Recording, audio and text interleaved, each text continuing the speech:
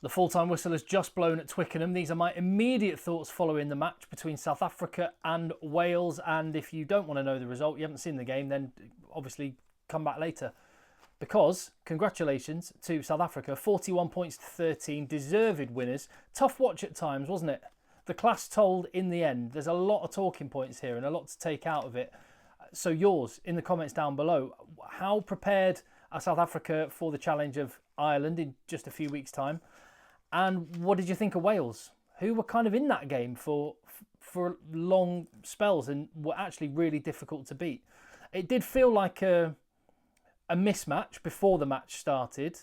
You know, World Cup winners admittedly haven't played together since that World Cup final in November.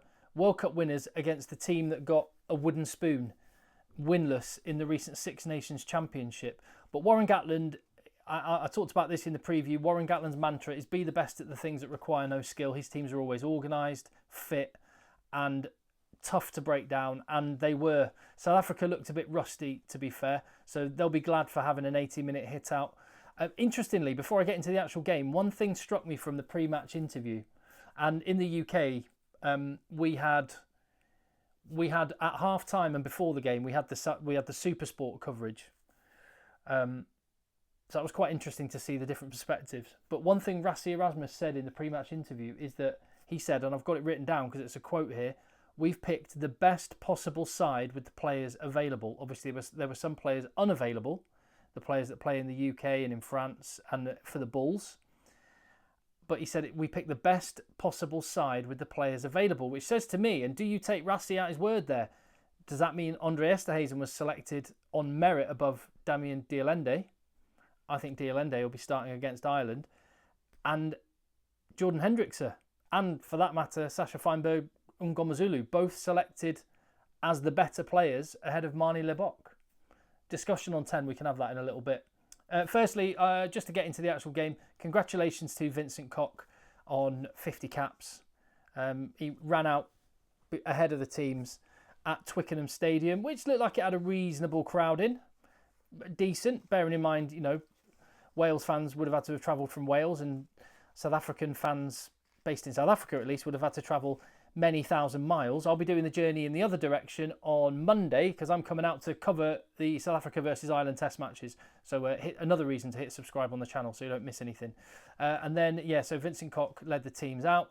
The anthem for South Africa, I did a double take and I'm like, is that Pitbull? I don't know who the guy was that was doing it, but it reminded me of Pitbull. I mean, two great national anthems.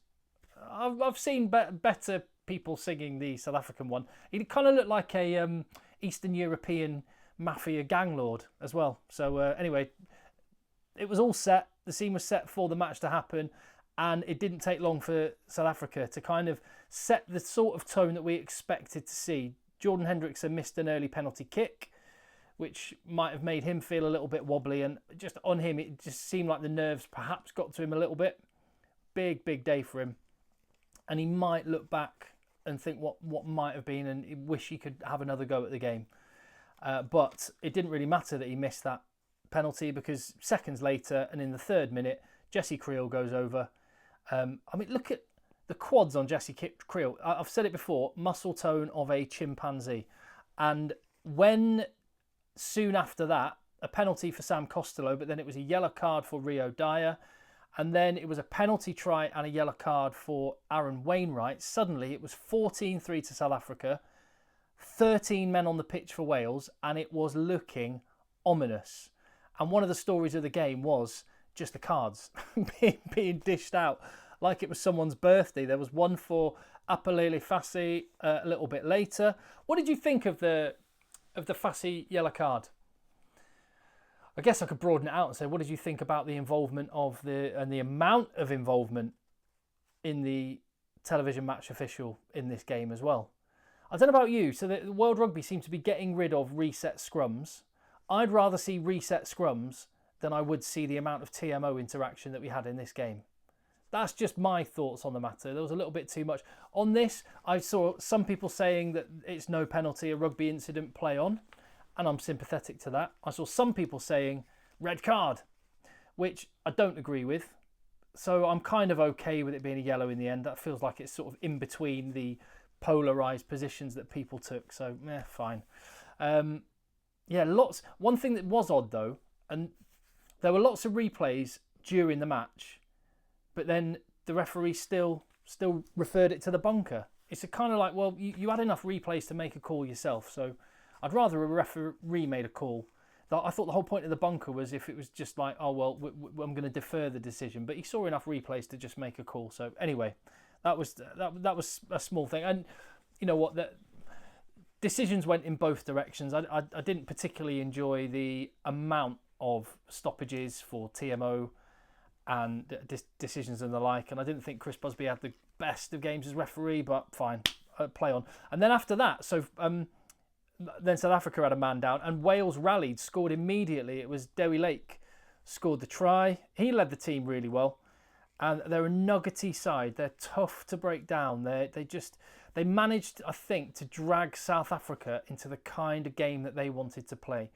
Wales, basically when South Africa attacked narrowly, Wales absorbed it and did quite well and looked quite organised and tough to beat. When South Africa really stretched them and managed to keep phase after phase after phase, Wales got shredded. The good thing is for Wales, partly because South Africa made some errors, and partly because Wales were managed to slow the ball down and mess the breakdown up a little bit. Wales were able to just about keep their shape. And after scoring a try and another penalty after that, 14-13 at half-time, which bearing in mind where we were after about 10 minutes, would not have seen that scoreline coming. And that's to Wales's credit. I think the thoughts on the first 40 minutes were South Africans' discipline was poor. Wales coughed up lots of penalties, lots of cards, but that's because they were under so much pressure. And South Africa they had the foot on the throat. They just needed to just keep it there. But they were dropping balls they wouldn't normally drop. They were making decisions they wouldn't normally make, and as a result, and they were giving away a few silly penalties of their own, and it just let the pressure valve off. The referee also made it quite bitty. He was very whistle happy, except at scrum time. That was a strange thing. So scrums, I mean, Wales were getting absolutely marmalised by the Boks. They were battering them in the scrum, but that was the one time the ref didn't want to blow his whistle. And oddly, there was even times when South Africa would just like walk in forwards. Wales were on roller skates going back, and he managed to give the penalty to Wales. So some strange and maybe slightly frustrating decisions there. Other thoughts on the first half. Edwil van der Merwe, his scramble defence was brilliant. He made that double tackle, chasing lost causes, and had that lovely break from his own 22 as well. Evan Ruiz looked like a man who knows he's got Cameron Hanacon breathing down his neck and is desperate to try and get a start. Is there an argument he tried a little bit too hard? One of that moment where he tried to go over the line and was held up. That was just early in the second half, actually, wasn't it? And maybe he was trying a bit too hard. So interesting one to see what the number 8 and Jordan Hendricks didn't have the best 40 minutes. Not the 40 minutes he would have been dreaming of when he was lying in bed last night. But the team overall were a little bit rusty. Wales are battlers, and you have to admire the way that Wales just kind of stuck in it into the second half, and straight away, Makazole Mapimpi, obviously in the dressing room, they hit factory reset, got sent out with instructions. They stretched Wales finally, got the ball to the outside, Mapimpi straight in, didn't check for a forward pass, so swings and roundabout, I guess. I think if the try had gone the other way, then I reckon Peter Steph-Totoy might have been going up to the referee and saying, you're not going to check that. But hey, like I say, decisions went for both teams. In fact, it was kind of old school refereeing in that sense. Didn't bother checking for a forward pass there. TMO must have still been having a cup of tea during the half-time break when the game started again. And then for the decision on, who was it? Carter for Wales. That tackle on Frans Malherbe. A couple of years ago, that would have been a straight red card. Now it was given as a penalty only. And do you know what? I'm actually good with that. I quite like the way the calibration on the tackle, the high tackle, has come down a little bit, and referees are trying to find ways not to give cards. It has to be absolutely clear and obvious and completely reckless to get a card. And I quite like that, for what it's worth. You can disagree. You can tell me in the comments down below. Sasha Feinberg Mgomazulu came on for 20 minutes. Brilliant kick from inside his own half. Must have kicked it about 70 metres. TMO, yeah, I mean, all the rugby got in the way of a great afternoon of watching the TMO. The Bongi Umbanambi tackle that was a penalty only. Again, I'm kind of okay with that. I would have been okay, actually, with him going, play on it. We're playing rugby. You know, occasionally accidents happen. Occasionally people clash heads. If they're both bent and in the right position, sometimes it happens. You don't have to penalise every time there is some sort of head contact. But hey, there we go. It was Bongi and Banambi still on the field, and happily enough, we got a try. And then from a maul, and again, the strength of South Africa's power game came to the fore, and Wales weren't quite able to contain it. And then probably the best moment of the game, the step, the footwork, the try for deserved man of the match, Edwill van der Merwe. His face scoring that. How can you not feel romantic and love rugby with moments like this? A 28-year-old guy who probably thought his chance of being a Bok had passed him by. 28 years of age is generally quite old to be making your debut, particularly in a position where you've got Cheslin Colby normally, Kurtley Arendse, Kanan Moody, and others. He's got his shot, and man alive, didn't he take it? And his face was brilliant. It looks like he can't believe it, but he should. He's a Bok. He's an international rugby player, and he looked to the manner born, and you loved to see his face. Sia Khaleesi probably got the biggest cheer of the day. Every time they, if they wanted to warm the atmosphere up, just put him on the big screen, and he got everyone fired up again. And then, yeah, there you go, full-time score, 41 points to 13. No points for Wales in the second half.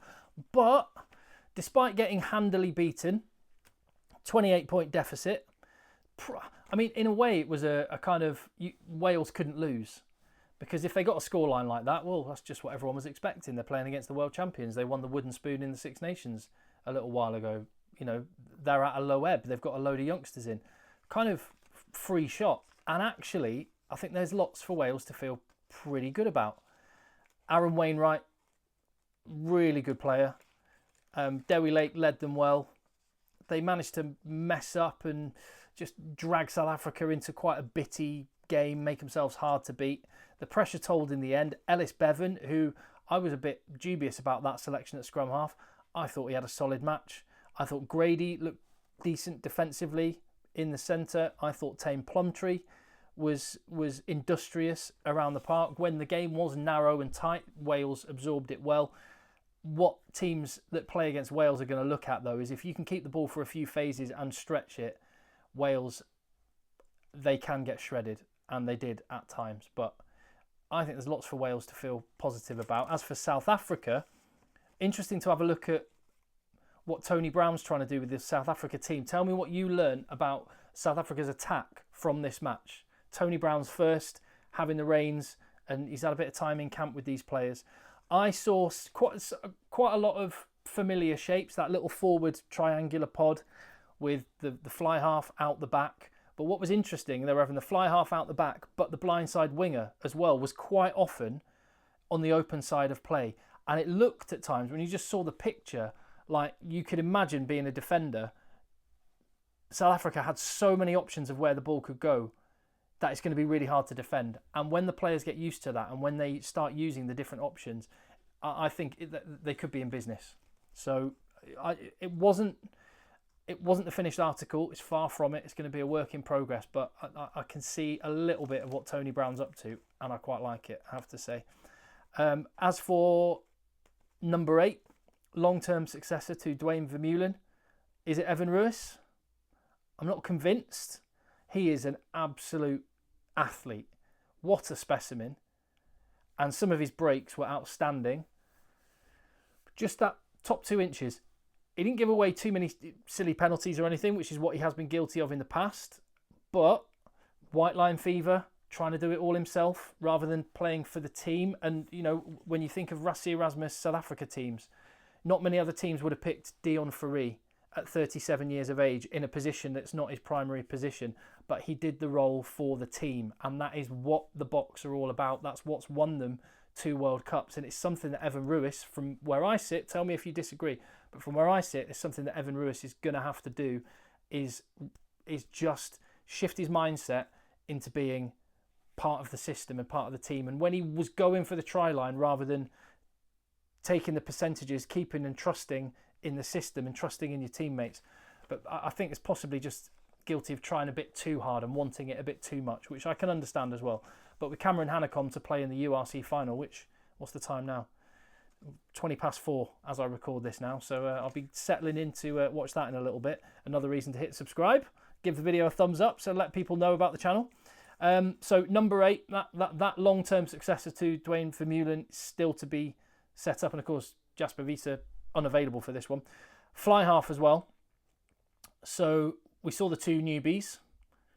What did you think? I think Sasha Feinberg Ngomazulu comes out with a little bit more credit in the bank. Jordan Hendrickson grew a bit in confidence in the second half after a wobbly start. But they're light years away from Hondre Pollard as an international 10 at this point. They're both excellent young players and they've got big futures in the green. But where does it leave Marnie Libok? Again, going back to what Rassie Erasmus said at the start, where he said he's picked the best possible team from the players available. Marnie Libok was available. Interesting. And I'll leave that there. And I'm going to take a keen interest in the comments. I'm going to get stuck there down in the comments with you. So thank you very much in advance for that one. I'm Tim. This is Egg Chasers. And South Africa's next game, Ireland, Six Nations champions up against the world champions. It should be an absolute belter. I'm going to be taking the channel out there, flying to South Africa on Monday, land on Tuesday, bit of Craven week, 2 test matches, sample the mad rugby nation that is South Africa, my first trip there, and I cannot wait. And thanks for all the brilliant messages and emails and stuff I've got. And I appreciate the support on the channel, I really do. And I'll see you on the next one.